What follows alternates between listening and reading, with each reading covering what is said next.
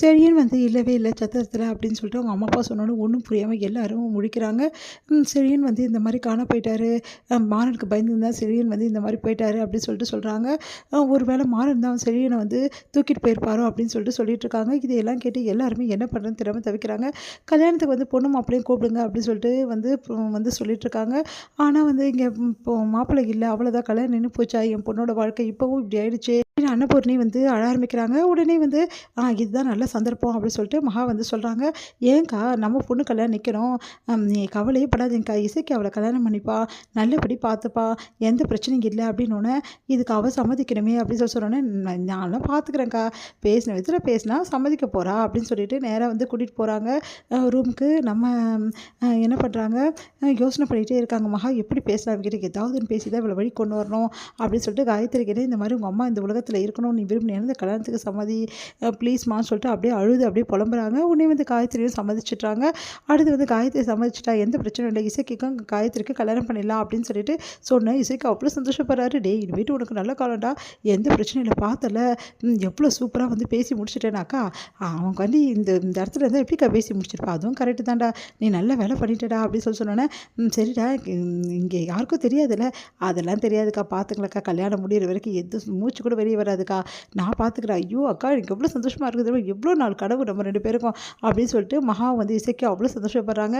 உடனே வந்து சரிடா, முன்னே மாப்பிள்ளை வந்து வேட்டி சட்டையெல்லாம் இப்போ எப்படிடா அப்படின்னோடனே அதெல்லாம் முன்னாடி நான் வாங்கி வச்சிட்டேன்க்கா, எனக்கு தெரியாதா, நான் தான் மாப்பிள்ளைன்னு சொல்லிட்டு, சூப்பர்டா தம்பி அப்படின்றாங்க. உடனே வந்து இசைக்கு போய் மாப்பிள்ளை வந்து குளத்தில் வராரு. அதை பார்த்துட்டு எல்லாருமே வந்து சந்தோஷப்படுறாங்க. இசைக்கு வந்து மந்திரம் சொல்கிறாரு. அப்போ கரெக்டாக அங்கே வராங்க. நம்ம வந்து காயத்ரியை கூட்டிட்டு வந்து மணவரில் உட்கார வைக்கிறாங்க. 2 பேருமே மந்திரம் வந்து சொல்லிகிட்ருக்காங்க கல்யாணத்துக்காக. இங்கே வந்து செம்ம டென்ஷன் ஆகிறாரு. தாங்கிக்கவே முடியல ஆறுமுகத்தால். இசைக்கு வந்து இவன் போய் என்னோட தங்கச்சிக்கு வந்து மாப்பிள்ளையா, என்னால் இதெல்லாம் வந்து பண்ண முடியாது, ஒத்துக்க முடியாது அப்படின்னு சொல்லிட்டு பிரச்சனை பண்ண. ப்ளீஸ் ஆறுமுகம், எந்த தொல்லையும் பண்ணாதடா, சொன்னால் கேள்றா, ஏற்கனவே ஒரே பிரச்சனையாக இருக்குது, பரவாயில்லடா விட்றா, இசைக்கும் நம்ம வீட்டில் தானே இருக்கா, அதனால் எந்த பிரச்சனையும் இல்லைடா, அதெல்லாம் ஒத்துக்க முடியாதுமா, இங்கே பாருடா, இந்த கல்யாணம் நடந்தே தீரணும், இல்லைனா வேலைக்கு ஆகாது, நீ கம்முன்னு இருடா அப்படின்னு சொல்லிட்டு போயிடுறாங்க. ஆறுமுகம் செம்ம டென்ஷனாக இருக்காரு.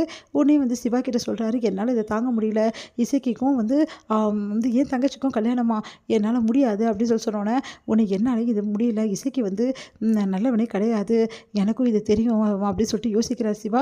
சிவா வந்து யோசிக்கிறார், எப்படியும் அந்த செழினை யார் கூட்டிகிட்டு போயிருப்பா அப்படின்னு சொல்லிட்டு யோசிக்கிறாரு.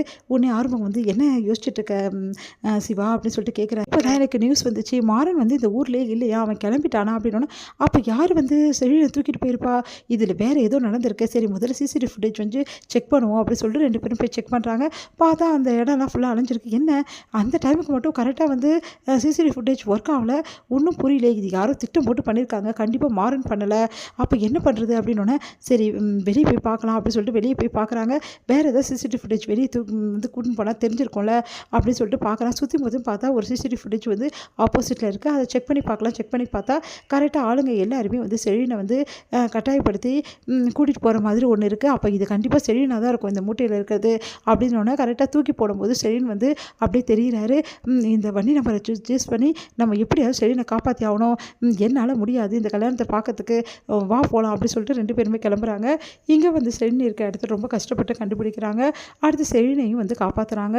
அப்போ வந்து கரெக்டாக ஃபைட் பண்ணிகிட்டு இருக்கும்போது செழினை காப்பாற்ற ஆறுமுகம் வந்து இந்த சைடாக வந்து செழினை காப்பாற்ற ஃபைட் பண்ணியிருக்கா. இன்னொரு பக்கம் வந்து நம்ம சிவா ஃபைட் பண்ணிகிட்டு இருக்காரு. அப்போ இதெல்லாம் மரியாதை யார் செஞ்சது சொல்லுங்கடா அப்படி சொன்னோன்னே, அந்த இசைக்கு தான் எங்களுக்கு பணம் கொடுத்து இப்படிலாம் பண்ணான்னு சொல்லிட்டு ஒருத்தர் வந்து நம்ம சிவா கிட்ட சொல்லிடுறாரு. அதை கேட்டு சிவா பயங்கரமாக அதிர்ச்சி அடைகிறாரு.